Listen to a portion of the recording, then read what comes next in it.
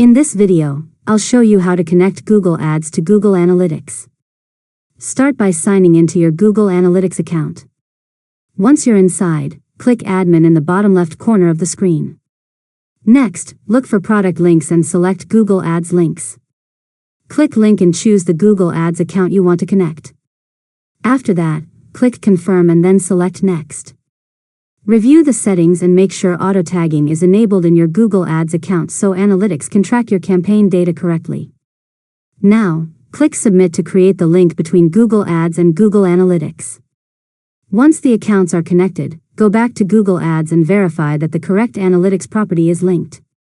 This allows you to view campaign performance, conversions, user behavior, and other important metrics. Next, give the platform some time to sync data. New analytics and Google Ads information may take several hours to appear.